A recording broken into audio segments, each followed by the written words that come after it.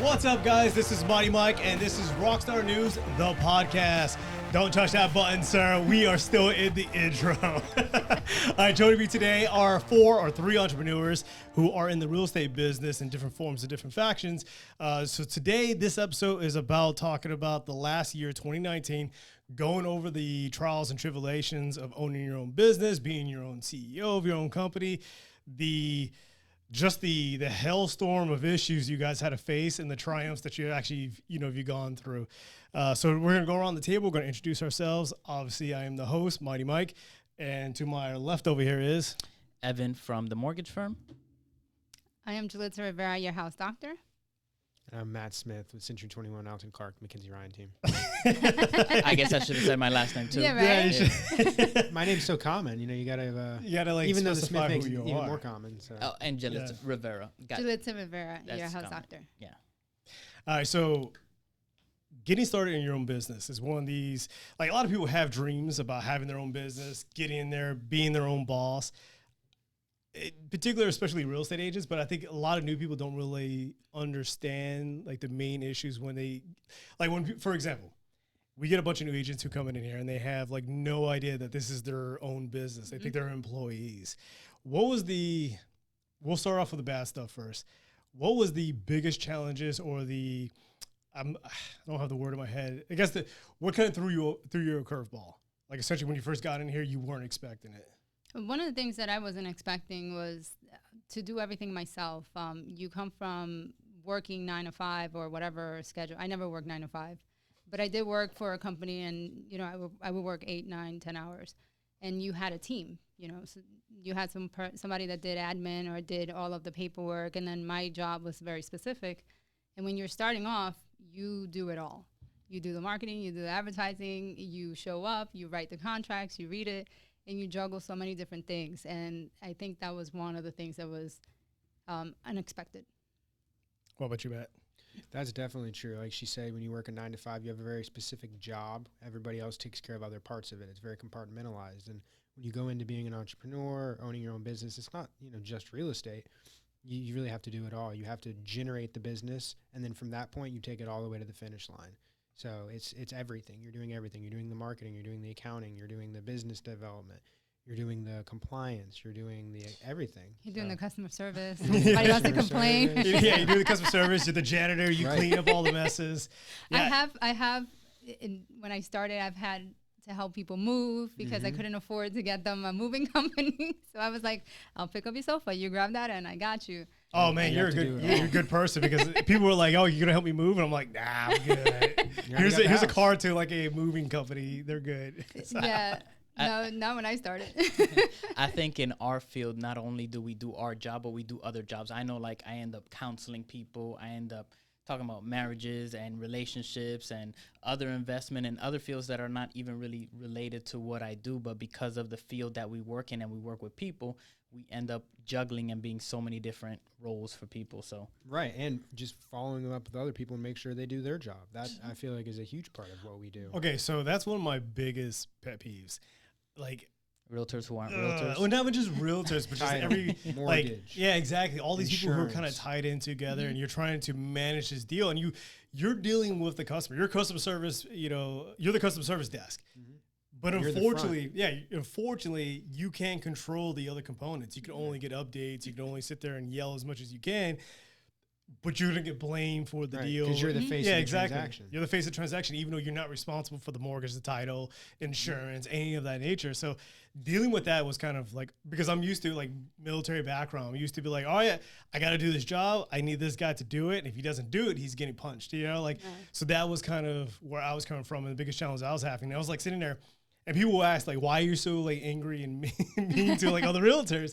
I'm just like, you got into the business to be your own business person, yet here you are kind of just, meh, like, I just do what I'm just going to be a hobbyist and kind of, like, wing it. And I'm like, no, to me, there's a certain level of professionalism that's needed in this industry, and I feel like a lot of people just lack it. And I think even if you do it as a part-time or a hobby, you still have to be professional. If at some point you really want to use this as a stream of income, you need to have knowledge of what you're doing So one of the things that I would say that I had to humble myself was that I worked with a couple of people and I was like, what do you mean you don't know this? And I come from, an education background where I was the professor, so I would teach everyone to do their job. And oddly enough, when I came into real estate, I was like, oh, everybody knows what they're doing, so I don't have to be the teacher for these people. Yeah. And so I had to take a step back and go back to the basics. And I'm like, okay, you don't know that you need 3 days after we sign disclosure so that we can actually go to closing. Okay, well, now you know. And I've had to, had those open lines of communication and be more, to some agents, to some newer agents, be more of an educator, And so it's this is Mama J. She's gonna tell you how we're gonna get through this together. You'd be like, take a deep breath, because I've had agents that call and they're like having an anxiety attack, and I was like, listen, we're supposed to close in 4 weeks. Why are you flipping out? Like, take a deep breath. We got plenty of time. We have plenty of time. Okay. Hey, I just got a contract, and when can we order the appraisal? When are we gonna get it back? Yeah, we haven't signed disclosures yet. We can't even start the file yet. What do you mean? Yeah. Oh, I know. Trust me. I know. All right. So as far as running your own business and coming up with those challenges that you had to face, the unknowns of first getting into it, what is a persistent issue that you guys keep coming across? I'll start with my issue. Go ahead. I guess being a female in real estate, I get a lot of fake clients. I get a lot of people who hit me up, and it both male and female hit me up and say, yeah, I'm interested in buying, let's meet up for coffee, or, and before, let's meet up for lunch. And I was like, all right, cool. And then I was like, and then you start getting to feel like, oh, this is a date. No, I'm not. I don't want a date, And so now I'm like, no lunch. We'll just go for coffee. And I've had plenty of coffee, free coffee. Plenty of. They didn't specify. They didn't specify what they were trying to buy, did they? No. They just said, I'm interested in buying. But some people were like, oh, I'm interested in buying a house. And I'm like, oh, yeah, when? And then, when I'm sitting in front of them, they're like, oh, in 5 years. I'm like, why am I here? In 5 years, bro. Why are we talking about this now? I sincerely had someone say, well, I'm hoping that you will help me make that decision. And I was like, oh, as your agent? I'm like, no, as my wife. I'm like, oh my God. Okay. That was good. TMI. I'm like, no, it's never going to happen. Yeah, I don't think I've had that issue. Not too many people haven't. were trying to take me out on dates. So I wish I had that problem. No, I don't know. Like, hey, Mike, you want to go on that? Oh, well, maybe, yeah. Maybe a couple people. I can go for some free coffee. Yeah, I could too. Oh, one of the things I'll make sure I let them know that you guys are all willing and available. Yeah, what? You need a lender there, right? I mean, Exactly. Bring your lender with you next time. One of the things that I just is kind of more of a pet peeve than anything is when people under other vendors, and I get it, they're hustling, they're trying to generate business, and real estate agents are typically their main source of business.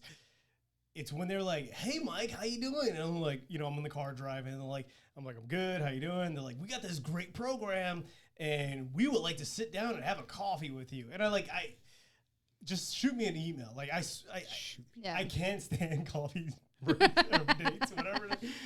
They're coffee dates. Yeah, that's what they are. I had one lady. that's why nobody buys you coffee, because you always say no. Yeah, you say well, no. Yeah, I don't like coffee to begin with. Well, so. Next time you're That's like, your first hey. problem. In this business, that is your first problem. Oh, no, I don't. Yeah, I don't do the coffee. You're just like, hey, I don't drink coffee. I drink tea or beer. Well, no, because I'm trying to avoid those things altogether. I don't want to sit there and spend the next 30 minutes to 30 to an hour, whatever, listening to you spiel where I'm a captive audience. It's almost like you're getting pitched the whole time. Exactly. It's almost like going to a timeshare presentation. And they're like, as soon as you try to get up, they're like, wait, you don't get the free Disney tickets if you leave. So, I don't want to go and get trapped in that type of situation. I think the best one that I had was, it was this mortgage person. And no, I haven't used this mortgage person. I have not. That woman? No, not her? No, we're not talking Oh, about boy. her. She got stories for days. I have one that was very casual. I knew I was there and they were going to tell me the program. He did send me an email with information. It was like, hey, I would love to talk to you more about it. No problem. The whole time I was there, we didn't really talk until I asked, okay, so I wanted to know about this program. This is why I came. So I kind of was the opposite. I was annoyed that he was building so much rapport. I'm like, okay, I don't care about that. this program. Mhm. Like, how do we make this happen? Well, he was trying to take you on a coffee date. He's like, I'm buying Yeah, you I didn't coffee. catch it Come on. Jay. Like, seriously. And you're just like, nah, man, we got to go straight to business here. Like, Straight to business. I'm not playing this game with you. All right, so okay, what of other like? We talked about the beginning. We're talking about like consistent problems going on. What are some of the other like? Let's go into finances. And this is probably going to get a little personal, but when it comes to managing your own money versus managing other people's money in real estate, what are some of the biggest challenges that you guys have faced? Consistency. Yeah, I can agree with that. Consistent cash flow, Yeah. consistent profitability. When you're the business generator, if you take a month off, your profit's going to take a month off, 9 times out of 10. So just having that consistent check, figuring out how, okay, if I do this action, it's going to produce this result. I need to do that consistently to create this cash flow. And just having that consistency, that was what this whole year was for me. Yeah. No, I could agree with that. Like 100% when I first got into real estate, there was probably, and he's probably going to laugh because he watches these all the time. My very first, maybe first client, it was like a $55,000 condo. Commission check was like $1,500, like $900 after like splits and taxes and all some of this. And like literally, like I took this guy around everywhere for like 6 months, just trying to like find him a place. And I'm like sitting there like, like praying to the real estate gods, like please, Pick one. I need this $900. But luckily, it was a cash deal, so it closed pretty fast, and it was like a home partners deal as well. So it wasn't like I had to wait very long for it to happen. But in that beginning, man, it was a struggle because like I had essentially become a real estate agent. I was working full time at a car rental place, and I was doing that for about a month. And finally, I was like, nah, can't do this anymore. I'm done. I quit. I gave him like 2 weeks notice, but like I couldn't do it anymore. And so I had to like ride off on like all my own savings and all my own things just to stay afloat. And it just got to the point where like the struggle is real. Like I was sitting there looking at my bank account, just like slowly shrinking, and I was just like, oh God. So yeah, no, facing cash flow issues was one of my first challenges. I think one of the things that we've all had to get used to is riding the roller coaster and not trying to have these ebbs and flows and ups and down in our business where you'll get really busy and you're like, I'm gonna have a great month, and the next month is not so great because you were so focused on making sure that those deals closed that you didn't prospect like you were supposed to, like you took your foot off the gas. And another thing that I ran into was marketing. Like when those months start getting tough and you're not making that money, you still have to spend money on marketing, advertising, and still it's tough when you don't have it, when you're having those roller coaster months and you still need to be spending money on advertising. Oh yeah. Now, what about like, okay, so you're working at like a normal 9-to-5 job. You have benefits such as health care. Your taxes are pretty much taken care of by your employer and stuff like this. What are some of the things that you guys had to face when you first became entrepreneurs when it came to like the legal aspects of things that you were just like, whoa? I actually prefer to do my own health insurance and stuff like that. Like I've worked for companies, and Why is that? well, because I look at what they consider like your compensation packet. So it's funny because I worked at this organization. They gave me my compensation packet was like $88,000, but I'm like, but out of that 88, I only make like 54. Pre-tax. Like this sucks. So I'm like, I'd rather have that and then be able to shop around. Like I don't get sick all the time. Yeah, I don't get sick all the time. Like if I get something with preventative care, cool. I would have to die, like be dying, and the ambulance will have to take me to the ER for me to actually go to the ER. So there are certain things in medical insurance that I'm like, I could have shopped around for something else. It was cheaper than what I'm paying now. Like I pay for, like I've had a company to give me vision plan. I'm like, I see 20/20. Like I don't need vision. I don't use contacts. I don't use glasses. But I pay, that's part of my compensation. Yeah, you're paying for it because that's part of your compensation packet. So I kind of, to an extent, I'd rather be able to make the decision as to where do I want my money to go, Yeah, to a certain extent. Like when I work for other employers, my insurance was much cheaper. Like I've gone and like got quotes from other insurance companies, and for me being a single male, they want to charge me about $300 a month just to have coverage. And it's like some basic, like my premium was like $7,000. So it's just like, I might as well pay for my own accident. So if I get a car accident, I blow up, you just drop some cash, instead of having like this monthly bill every single month. So like, as far as the insurance goes, that has been the challenge of trying to find like insurance that would cover me and that's going to be relatively cheap. So, sorry, Uncle Sam, I don't pay for health insurance. They're just not worth it to me. Like I said, I don't really get sick. I haven't gone to the hospital. And there are some like all cash clinics that you can go to and just simply pay cash. And it's like $50, $60, Oh yeah, I agree. Like, I was looking at the insurance that I pay for my kids, and I pay something like about $400 or $500 for them. But I'm like, if I pay for the doctor's visit, it's $45, but the deductible is $25. And I'm like, wait, so you're really only covering $20? Like, Wow. So it puts it in perspective. But I would never take their insurance away. They can keep that because they do get sick, just in case. But Now, have you guys had any experience hiring employees or finding people to work for you? I do hire by contract, just depending on what I need. When I first started, like I said, I would have to do everything. I taught myself how to do marketing and advertising and creating flyers. And now, although I have those skill sets, I don't want to do that. I don't want to spend, seriously, like you spend 3 hours creating a flyer when I could have just hired someone and paid them, extra $15-$20 to create a flyer for me. And then they're done in an hour or 30 minutes. I'm like, how the heck do you do it so fast? That's the trap, because that's what they do. That's the trap of the entrepreneur, is actually giving up a lot of the things that you want to focus on and have control over, but don't realize that it's eating up a lot of your time, and you can pay somebody else to do it while you're prospecting or making money, making activities. Well, and while I was putting it on me to do it, I did it less frequently than when I'm like, all right, I just got to pay this person. And, now I have my mailers every quarter at least. Before, when I was doing my own, I think I may have mailed something once a year for Christmas. That's about it. And then if I was strapped for time, it would be one of those regular Christmas cards, and then I write it in there and just be like, thought of you, happy holidays, bye. Yeah. Real ghetto. I think Matt would have the most information when it comes to hiring employees. Yeah, because this year you had an intern. Like, how was your experience with that? I have my partner that I brought on, and then we had our intern as well. That's right. Yeah, I forgot about that. Yeah. I mean, it makes a huge difference being able to kind of expand yourself like that. And like Jalitza said, you don't have to worry about doing a flyer or doing data pull or doing stuff like that. It allows you to go off and do other things like Evan has talked about doing biz dev. But it's tough letting go of that wheel, because you're like, well, I'm the only one that knows how to do this. This is so important to my business. If this goes away, my business goes away. So it's hard to kind of give up that wheel. But if you find good people that you trust, that you trust, and you train them well, you got to just let go, and it'll be okay. Yeah. And that's the thing. I think, nothing for females, but I was just talking about me. I'm one of those people that I'm like, oh, you got to do it this way. Like, my way is the best way. And unless you can prove to me that your way is better.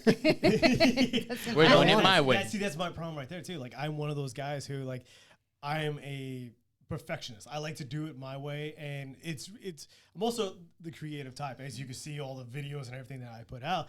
And so, like, even like this setup here, like, I guarantee if like Chris was here after the show's over, he would start to break it down, and I want him to go away so I can break it down myself.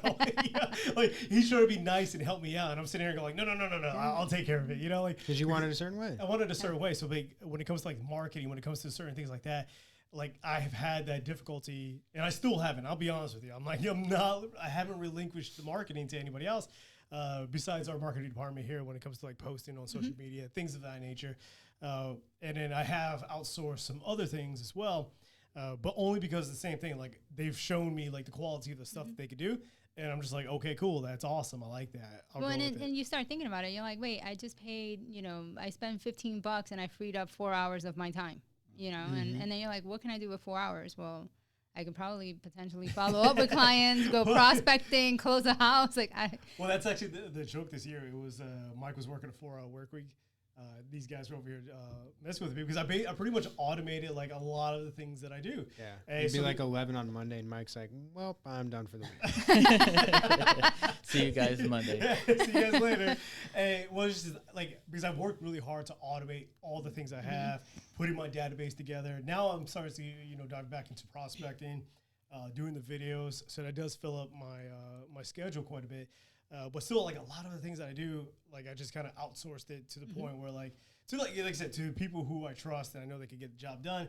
And so literally like the only thing I'm doing throughout my day is prospecting in the morning, marketing, doing marketing, social media, and then appointments in the afternoon if I have any. You know, and that's pretty much it.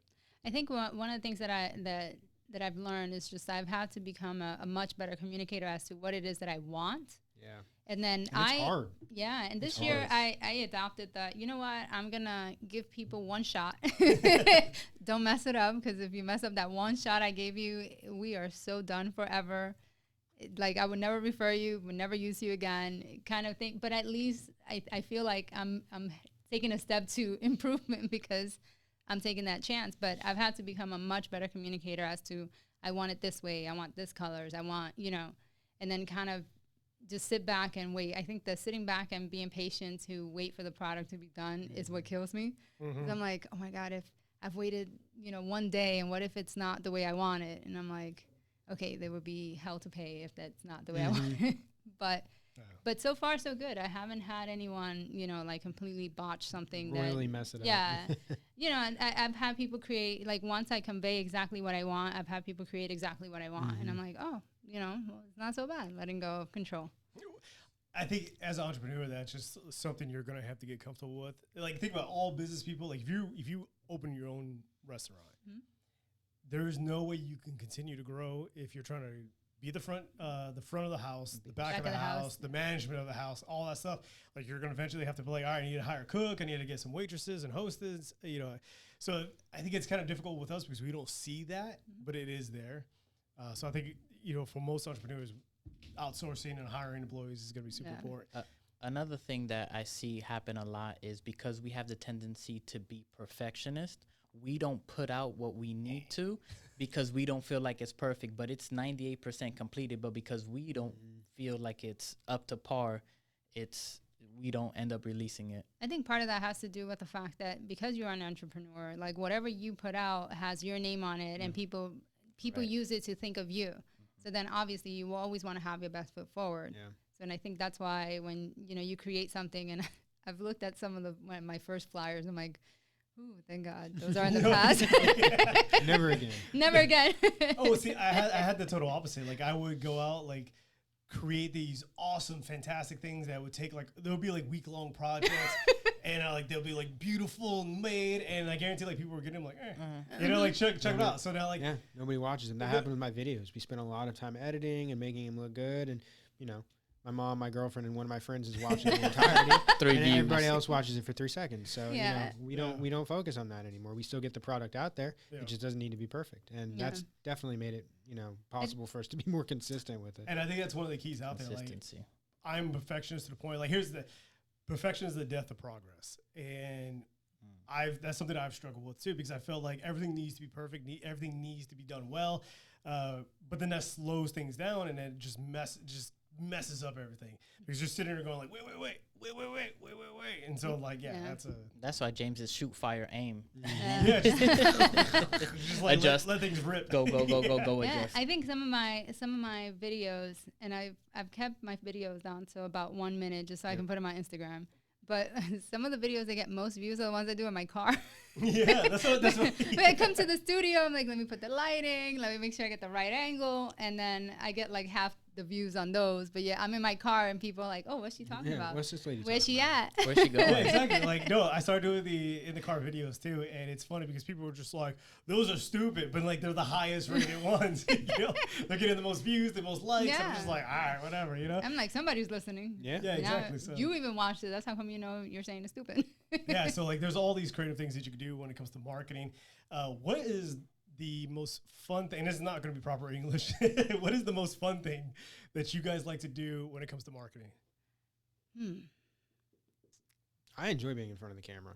I hate it. So do I. I love being in front of the camera. I don't mind it.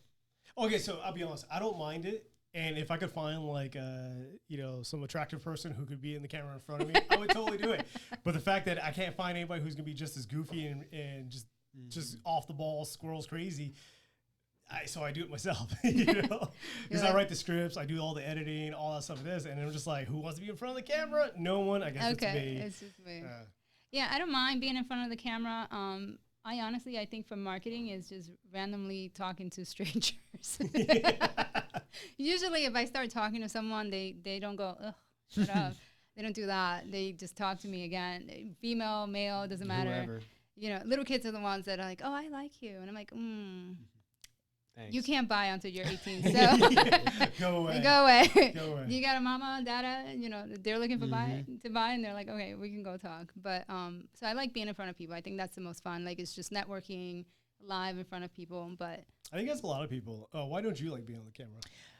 Well, I really don't like my voice, and then No one. I'm listening. Like, okay, so I don't know if you guys noticed. I hate my voice. I keep adjusting the mic and I keep adjusting my headphones because I sound like there's an echo here. Do you guys does it sound like an echo? I think everybody sounds fine. I just hate my voice. Yeah. So to me, I'm just like, I don't like the way I sound, but whatever. Yeah. So that's just everybody. Yeah, I don't know why I don't like being in front of the camera, but I don't mind doing this for some reason. Like the whole podcasting and the camera, I don't mind. But I remember this is less formal. That's why. maybe.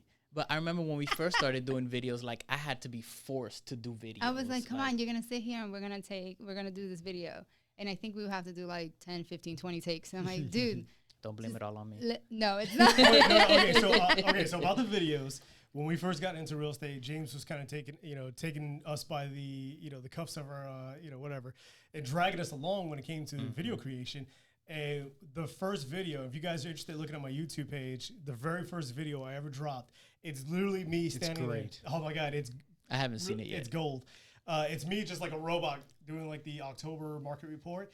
But the thing is that like James would write these scripts. And James, I love you. I love you, James. I know exactly what you're talking about. James would write these scripts that are like Hollywood movie length scripts. Whole dissertation. Oh my God. And so like 120-minute long script. And so he's holding up an iPad or an iPad. and he's just like, read. And so I'm just like, my first one is just like that. And I try to re-record it with the same script. And I was like, all right, so it's not me. The script is fantastic. It's just not my style, and so Max was recording and he's like, and I was like, man, I have a PhD and I can't read this damn script. What the hell? And I would mess it up so much. I think I remember at one point I was so angry. I was like, I know how to read. I know how to read. I've graduated elementary. Come on. And it was just that. And the script was like so long. And I'm like, all right, I got through that. And Max is like, you got like another 10 paragraphs. And I'm like, oh, damn. We went to like a studio and it was like over here in like Castleberry or something like that. And James was like, all right, so we're going to read these scripts. And he emailed or Google Drive the scripts to us. And I'm sitting there looking at this long script, and I don't know anything. Like, it's the first year in real estate, so I'm just like, I guess this is what we need to do. And so I literally, like any brand new Hollywood actor, totally memorized the entire script, just so I could sit there and do it in front of me. And then when we get there, there's like this professional lady who has like this teleprompter control thing, and she's like teleprompter. There's a teleprompter, and I'm just like, oh man, like for like a whole week, I'm sitting there. Just like going over these lines and memorizing, like in the shower, doing them over and over You're again. good because I know that when I recorded mine, I straight out he had sent me the script prior to, and I went there, and I propped in there, and I had never actually looked at the script, and I was like, oh, damn, I probably should have read this beforehand. That would have been better. This is what it is being an entrepreneur. You just gotta go and get up sometimes and go. Yeah, so this guy's leaving us right now. Max, you want to join us? Cool. I told you, Max will love it. He loves it. Max will love it. He's sitting over there just waiting Max to get loves in it. here. Like Max was like actually sitting there like, go. Max orchestrated the whole Evan meeting. He like texted him, he was like, get out of here. Right. So all the marketing we're talking about, this is the guy who's actually in charge of that marketing. So. Oh boy. I'm So so much fun. thankful for Max because I'm like, hey Max, so you're gonna do those flyers, right? You're gonna do those postcards because if Max doesn't send it, I'm not sending. So Liz is like, I need exactly. It'll be like Easter by the time I Exactly. send Christmas. She's like, no. So Go ahead. besides the whole issues of marketing, have you guys gotten to the point where you felt like your growth was hampering the quality of service that you were providing? I would say no. And part of that has to do with the fact that when I feel that I'm overwhelmed, I do self-monitor. But I wish I could take shots. Like you have no. Okay, for those of you who don't know, I can't drink because alcohol and my body just do not go well together. So I wish I could drink. I wish I could take like tons of shots. But so whenever I start feeling overwhelmed and I feel like, oh, I forgot to follow up with this lady. Oh, I didn't do that. I didn't send this. I didn't send that.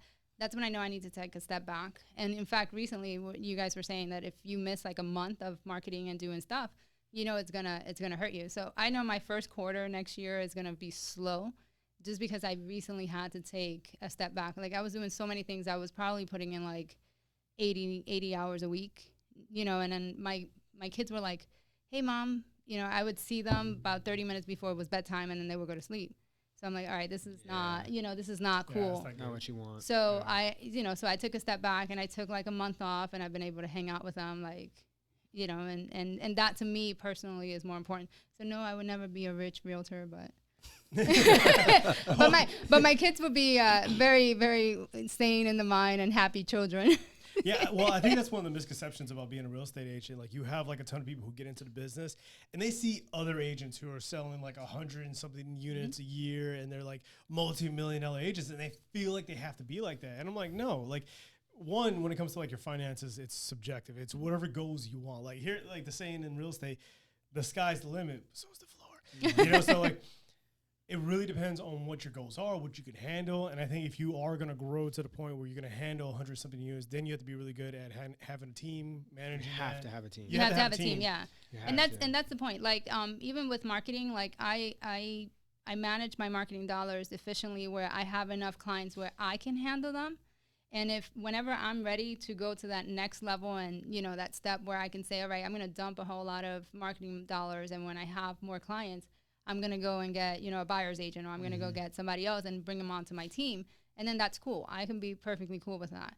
I just felt like this year was not that year. And I would say that not every team is going to be exactly the same, because some people have partnerships where they split everything evenly. Right. And then there's people that have subordinates, and that's another different type of team structure. So you have to tailor it to the form that you work best and works best for you as far as teams go. Yeah, I would agree with that. I think because I've run into a lot of real estate agents who are the subordinates, and they get this bad idea in their taste or their mouth as far as like what real estate actually is. And it's just because they joined a brokerage that was like nice and flashy. Won't name anything, but they know who they are. I can name a few, but I won't. Exactly. We don't want to get in trouble here. But yeah, so they join these flashy, fancy brokerages because they think they like the ambiance. And they're like, oh, it's beautiful here. It's nice and red with glass and blah, blah, blah, blah. Red's the key. So they join those, and they end up getting into these team situations, and they're just like, you're like, my grandma wants to buy a house. And they're like, awesome. The senior agent's going to take care of her now, and we're going to give you 30%. And you're just like, what? You know? Well, I'll be honest, and I'm very thankful for the person who got me into real estate. She and I used to work together in education, and she was like, you can totally be a realtor, because she had gotten into it about a year before I did. And then she was in a team, and then she became team leader. And when I was coming on board, she was like, she told me straight out, she goes, you have the potential to run your own business. Like, I wouldn't recommend you starting off at a team. It's going to be harder, but you can, you know, you'll be able to make it. And she was the one and she had a team, which is the irony. That's good. She was like, no, I know you're good, but she goes, I would be doing a disservice to you if you come and, you know, you're subordinate to me and my team. Like, she goes, you have the potential, you have the skill set to run your own business and be successful at it. Cool. Okay, just one more thing. A team is a machine at that point. Like, if you come in, that's much closer to a 9-to-5. You're not really being an entrepreneur at that point. You're a part of a machine. And well, actually, I would say that, like, I'm trying to remember what Willie Barnes used to say. It's not what Willie Barnes used to say, because someone else used to say, he just repeated it. Love you, bro. It's essentially like there's entrepreneurs, and then like entrepreneur is someone who actually hires other people. And I think like when you start getting your team together and you start getting employees and stuff like that's when you're actually starting a business as a business owner. Yeah. Because right now, like legally, you know, when it comes to like tax purposes, you're self-employed. You know, you're a sole proprietary, you know, or proprietor or whatever. You're not considered an actual business, even though if you have like a LLC, you know, that's kind of protecting you. So yeah, I think that's the difference. Like, I think once you start getting those employees, you start learning how to do payroll and all that stuff. You're gold. Yeah. I think like I would like one of those partnerships where it's like 50-50 in the sense where if I'm getting a partner it's because I'm looking for more creative ideas, more, you know, ways to reach out Maybe more people. balance. Yeah, like if I'm just going to tell you what to do, I'll just do it myself. Like just get out my Exactly, way. Move out of the way, let me do it. And I think And that's that's that's going to be the difficult part is finding that, because you don't want to find someone who's exactly like No. you. You want to find, like, if you're an extrovert, you want to find an introvert. Yes. You want to find people who are going to balance you out when it comes to certain different skills. Like they may have really good soft skills and you may be good at like other things. You want to kind of balance that out. And I think hiring, like for your situation, it worked out really well. And in my situation, my experience, love you, homie. I had a partner at one point in time, and it just didn't work out. So like my dreams of expanding my, my team kind of floundered because I got someone in there who, at the end of the day, was just like, this isn't really me, So No. that was a really tough situation to go through. But all right, so going on, speaking of payroll taxes, have you guys have any difficulty when it comes to federal income taxes? I haven't. And the reason why I haven't is We got to because- talk about this. I already said this. Yeah, I haven't just because I do also work by contract. So unfortunately, like I used to teach for so long and I've gotten a really good name where people can use my skill set. So I do get called upon to work on certain projects and those are W-2. So usually they take it from there and I end up with no tax return, no nothing. I don't owe you. You don't owe me. We're good. We're even. Let's walk away. It's a formality that I'm signing this paper. Thank you. Yeah, no, I do like the idea of not paying or having what's the payroll taxes taken out of my paycheck. Yeah. Because I get to control. Like, here's the thing: if you're out there and you're like your employee and you're running around doing your own stuff with this, you have to basically Take out your own taxes. take off. No, it's just like you're working for an employer Okay. and they take out the taxes for you. So if you made $50,000, you're probably taking home around 45, not 45, you're probably taking around 40, 35,000. But you have to calculate your budget based off of that. And the company's paying you more than that because they have to withhold the tax from your salary. Exactly. So you're making 50, they're actually paying you probably 60 something, but they have to withhold that because they have to pay it. Yeah, as well. exactly. And a lot of people don't realize that. And people don't realize on that back end that there is like a 12.5% on the employer side. But my whole point is that like there's so many things I get to write off to the point where, like I said, like at the end of the year, I'm just like, I look at how much money I made and they're like, you owe me, like, I think I paid last year like $2,500 in taxes.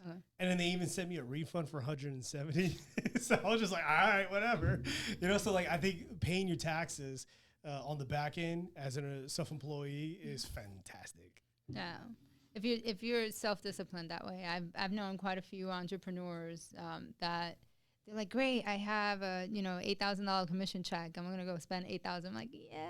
Nope. No, they're gonna go spend $8,500. You may want to take out some money for this taxes. Even if you miss budget and you don't take anything out for your marketing, you should at least take out your taxes. Yeah, because you don't want to get screwed over at the end of the year. Uncle Sam is unforgiving. He will come get you. He does. He's unforgiving. All right, so we're running out of time here, so we're going to go to our last question.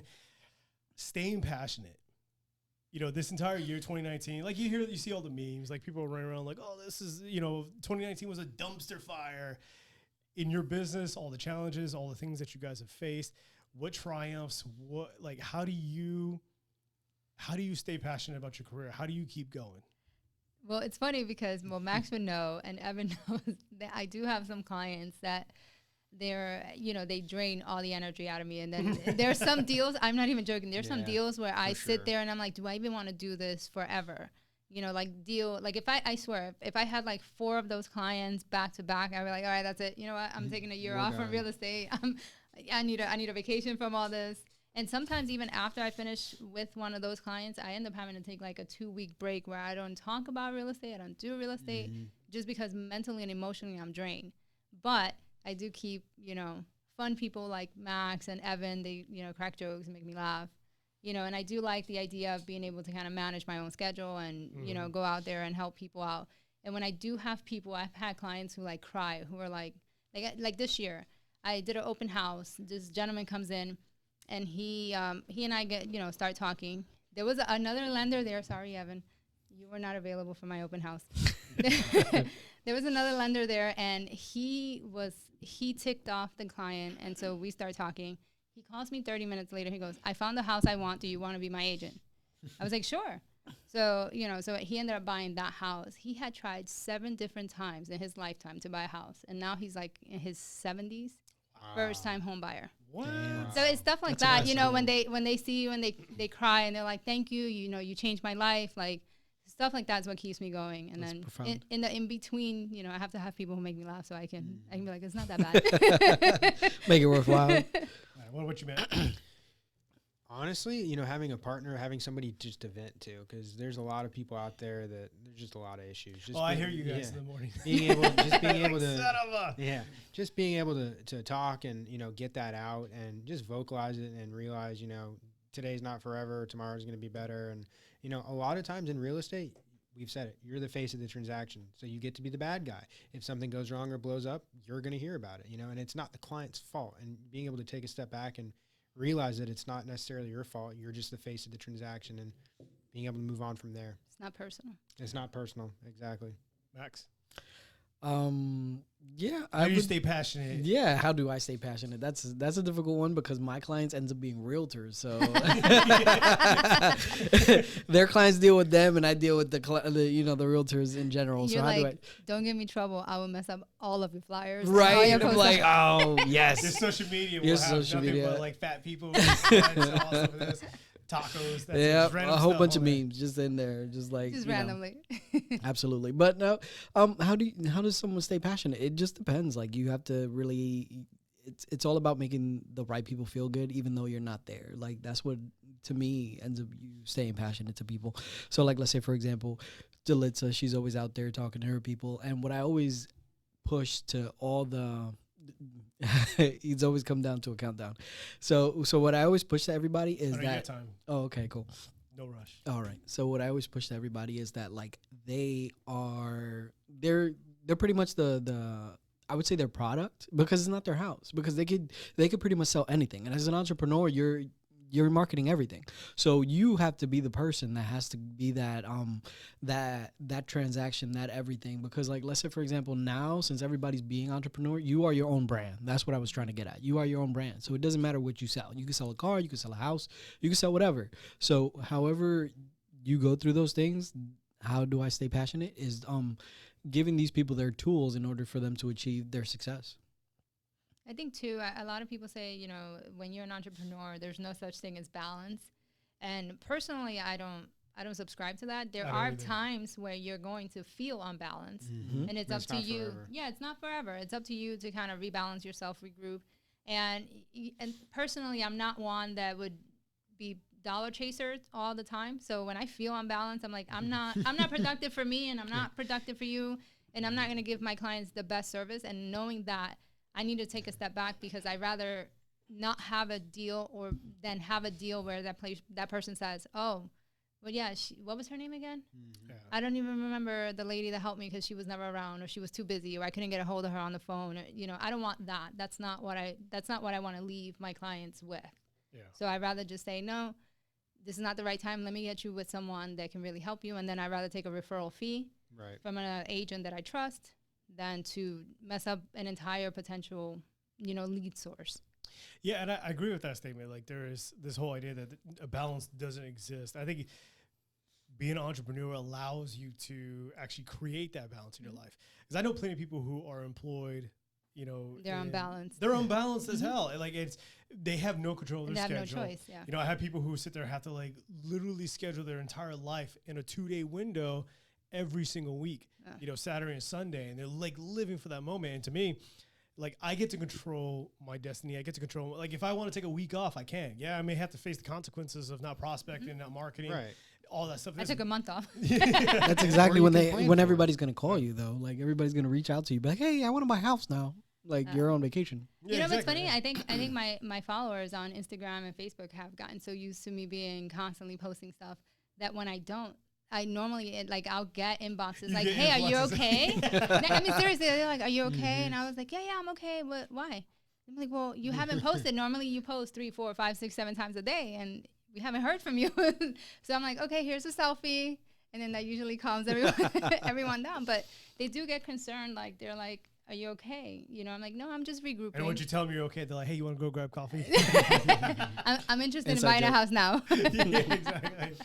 Yeah, so like that balance, like I think one of the things that has tremendously helped me out, and I apologize once again to James, in the first like 3 years of my business or my path in real estate, I've kind of just listened to other people and kind of just like taken their word when they were sitting there going like, this is the way you should do it, this is the way how you should do it, and go about it. And it wasn't until like this year where I was kind of just like, you know what, this is the way I want to do it. This is that balance that you're talking about, because I've gotten to the point where like I was sitting there. And like last year was crazy. I got to the point where like literally I was just like, I don't know if I want to do this anymore. Like, I don't know if I want to sit here and keep dealing with it, because those 4 bad deals that you had, I had those, like, and it was just constantly facing these challenges. And it's not so much like the deals themselves. If it was just the transaction itself, wouldn't be a problem. But it's the emotional strain that comes from dealing with other people and just their emotional baggage that they bring to the situation. Dealing with that, like if these deals are going south and they call me up and like, hey Mike, what's going on? I'm like, oh, we got this going on, this. We may have to extend for 1 week. And they're like, oh, that's fine. What's 1 week? Never happens that way. Never happens like that. It's, we got to extend for 1 week. Oh my God. What are you talking about? I have to move out. I already gave him a 30-day notice. And it's just like, look, I told you in the beginning that all deals go sideways, but we're always going to figure out a solution to this. And just seeing how most people operate when it comes to, stress and in them kind of like crippling and falling apart, I can handle the transaction. Handling their emotional stuff, that was the difficult part for me, trying to overcome that. And it isn't so much just people who are just kind of breaking down. It's also people who just have just nasty attitudes altogether. Like one of my first deals ever, not sorry to this, James, don't like this guy at all. He was like one of my first big investor clients ever. Dude would yell at me, would threaten to sue me. I've fired clients. God. I have fired, and that's the other thing that I would say maybe it's because financially I don't have that burden where I'm like, oh, I have to sell something to make sure that I can pay my mortgage. This is later. my first year, so I have to. No, I know, but what I'm saying is like I have fired clients. Like I've had clients that, they don't want to do what I tell them to do, or they don't want to, they just want to do whatever they want, or they call me and they have a nasty attitude. And I've politely said, you're not going to talk to me like that, and I think that you need to find another agent. Best of luck with your house. I pick up my sign. I even did it this year. I had a gentleman who wanted me to sell his house, but on paper, he wasn't the owner. Yeah, exactly. Yeah, and so he's like, well, if you don't do the open house, and he's yelling, and I said, oh, I completely understand, but unless you can provide proof that you actually purchased this house and you own it, I'll go pick up my sign. And he was like, well, come get your shit. And I was like, no problem. And I showed up and I was like, oh, hey, I'm sorry. Let me just get my sign. You have a wonderful day, okay? All right. And I got in my car, and I left. Not before backup, like David was there, I had to bring the muscle. I was like, I don't want him to go crazy, but it's just that, like, I'm like, is it great to sell the house? Absolutely. But am I going to, lose or jeopardize who I am for a deal? Absolutely not. No, that's what the point I'm getting to. Like, I literally got to the point where I'm not financially, I'm not in a situation where like I'm going to have to sit there and have to make this deal. So when it comes to clients, the last like several clients that I've ever had, it was kind of a mixed bag because I was like closely, related to them somehow. But before that, it's weird because we talked about this morning, talk about working with family and friends and things of that nature. But like the reason why I'm getting back into prospecting hardcore, it's simply because all the clients that I've gotten from prospecting have been like the nicest people ever. And yeah, do I wade through a sea of rejection and no's and F-offs and all that stuff? Yeah, of course. But every once in a while I come across someone who's like, oh yeah, I do need your service. And they turn out to be the nicest human beings alive. So I'm getting back into that whole aspect of prospecting. But I'm managing my time more. I'm focusing on things that I enjoy, like making the videos, doing the podcast, calling, other investors who are in the field, because typically they understand the hustle. There's only a few of them who are just like, whatever. But it's those new investors. Yeah, it's new investors. Yeah, they're like, But I do enjoy controlling my own schedule and finding that balance within my own career. Yeah, and I do too. All right. So any parting words? No, I think 2020 is going to be a phenomenal year. I think so too. I think the new 20s are going to be a phenomenal decade. So. The new 20s. Yeah. Everybody's waiting for a Great Depression. Like, oh my God. Okay, so right before we leave here, all three of you. What are your predictions for 2020? Personally, for my business, For everything, whatever you want it to be. well, for The my market, the business. I would say based on the last 5 years of business, I've had like a good 60-70% business growth. So I expect the same. Nice. And I think now that I've been able to work out some of the kinks the things that I did wrong before, I think next year will be even better. I missed my mark by only one house. That was that guy I fired because he wanted me to sell that, house that he didn't own. questionable house. There we go. I always forget which button it is. Can we get you stickers for that? I was like, man, is there a house that I can close in 2 weeks? I don't know. That's okay. Matt, what about you? So we're trying to do 65% growth next year. And as far as the market goes, I think there's going to be a downturn towards the end of the summer next year, 2020. I don't think it's going to hit the residential market as hard. I think the commercial sector will take a pretty big hit. I agree with that. Matt? All right, Max. Yeah, they both ends. Matt, Max, yeah, it's so somebody. confusing. MA. Yeah. Someone with an M. Yeah, exactly. But just like Matt, but I would change the like a downturn to like whatever everybody else is saying, adjustment, correction, that kind of stuff. Correction, And then a lot of people are actually pointing towards the used car market, that there's like subprime like the used car market is getting ridiculous when it comes to subprime loans and stuff like that. So it's that and the commercial industry. So Yeah, I agree with that. That's like a good episode, another podcast we could talk about. definitely. But yeah, no, I agree with that. I think we're going to see a softening of the market. Prices are probably going to dip a little bit. Here in Central Florida, we are probably not going to see or feel as much. But the reason why prices are skyrocketing here in Central Florida is just because how many people are moving here every week? Oh, a lot. Yeah, Like I don't even- 10,000? I don't even know 10,000 the a week. number. It's They a said lot. on average 10,000 a week. lot. is Yeah, it's like whatever. 10,000 a week, and I run the property management division, and we just listed a house for rent.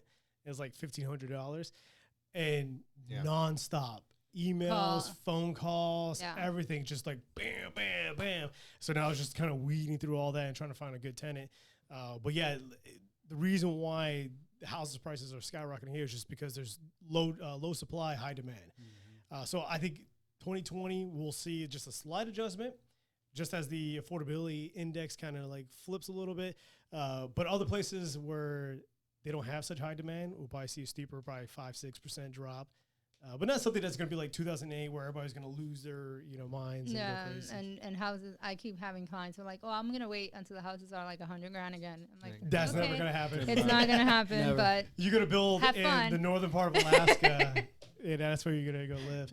Yeah. So, but we would just watch a video talk about the best places to buy and all stuff like that. So there's places out there, but it's not going to happen in Central Florida. no, it's not. And I think Yeah. we're such a transient population that it'll just that they cycle through. They come 10,000 and then X amount move out, and then Yeah. a couple of years. Everywhere cold seems to be affordable though for some reason.